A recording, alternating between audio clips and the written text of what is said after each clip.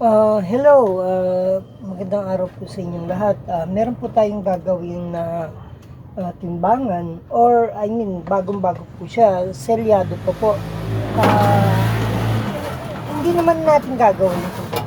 Bali, ito po talagang bago siya. Alaga ng may-ari at nagdududa siya kung ito ay calibrated dahil parang pag ikinumpara po kasi doon sa ibang timbangan ay hindi raw kapareho. So, tingnan natin, ayos naman na siya. Ayan, naka-zero, hindi naman siya umaalis. Ayos naman ang lahat, may allowance siya. Ayan, maatras siya. Maatras. Okay? So, ito yung sinag ng araw kasi medyo nagre-reflect. So, ngayon, yun, okay po siya, may selyado pa, hindi pa natanggal, ayos pa.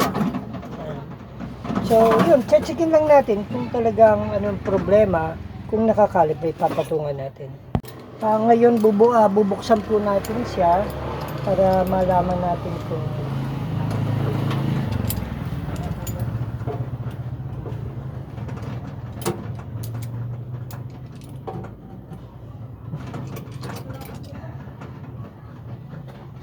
ayan, tayo pala ang bubukas niyan.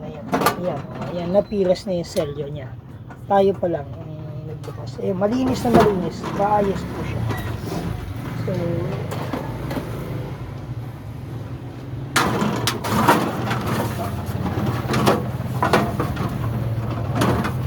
yung manufacturing seal po yan, ang naglagay niyan ay yung Fuji. Yung First Philippine Skills. So, yung nag-manufacture nito, katunayan na ito ay okay. So, kasi ganun nga nangyayari, may mga taong nagbibigay duda sa timbangan ng may-ari, kaya ayaw nilang gamitin. Pero ipaglalaban ng may-ari na accurate yung timbangan nila. So, kaya nga mahalaga na may selyo ito ng munisipyo o ng DTI, pero munisipyo na o mga city hall na naglalagay ng selyo. Ngayon, kung wala naman silang mga pabato pang check ng mga mabibigat katulad ng 100 kilo, tayo naman po ay nagte-test weight, nagka-calibrate. Nagte-test kung naka-calibrate siya o hindi. So, ayan. Okay, malinis naman. So, tayo naman na nagbukas. Ngayon naman po, i-testingin natin siya sa 1 kilo. Tingnan natin. Naka 1 kilo ho. Okay? Sa 2 kilo, naka 2 kilo. 3 kilo, naka 3 kilo. Then 4 kilo, naka 4 kilo. 5 kilo, naka 5 kilo. So, okay naman siya. So, okay na rin po yan sa 1/2. At sa ano po, yan, naka-zero siya. So, titingnan natin sa mataas na timbang. Ngayon naman po, testingin natin kung siya ay accurate sa 50 kilo. Okay. Ayan.